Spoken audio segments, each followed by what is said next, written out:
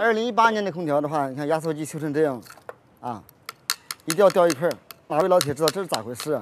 环境不对吗？还是怎么回事？这台空调的话烂的已经不像样子了，它的压缩机是好的，有老铁要。现在我们卸下来啊，做一个抽真空打压两用泵啊，螺丝给它卸下来。哦，就这么简单。啊，老铁们看看啊，修成这样了。2018年4月份出厂的机子。这里的话拆不掉了，只能把它敲下来了。看螺丝有没有松一点，给它卸下来。搞不掉，拿下来了。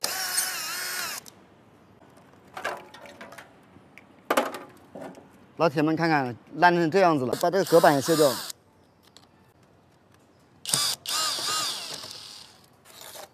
这隔板也拿下来了，看看修成什么样子了。把这压缩机的棉袄提下来，看人家这个品牌的压缩机用的松下的。啊，棉袄把这棉袄拽下来。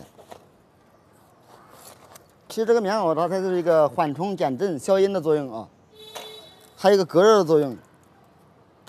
老铁们看看这压缩机修成这样子了，这是咋回事啊？老铁们有没有谁知道啊？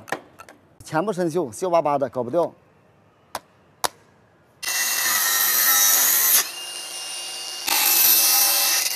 这个管子已经切断了，啊，下来的话切这个螺丝。啊，切断了一个角，还有2个角，最后一个螺丝把它切掉，压缩机就可以拿起来了。全部切完，压缩机就可以提起来了。啊，现在的话机脚全部拆完了，我们看冷凝器能不能拿下来？哎，轻轻一拿出来喽。下来的话，压缩机肯定是轻轻松松拿下来，因为我们刚才已经切了。老铁们看看是不是？2018年的空调的话，你看压缩机修成这样，啊，一定要掉一块。哪位老铁知道这是咋回事啊？是使用环境不对吗？还是怎么回事？老铁们看，2018年的机子，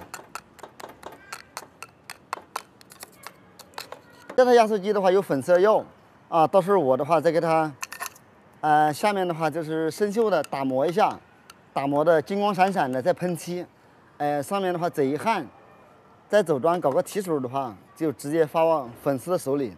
这个视频的话就下期再见，啊，今天的话就到此结束。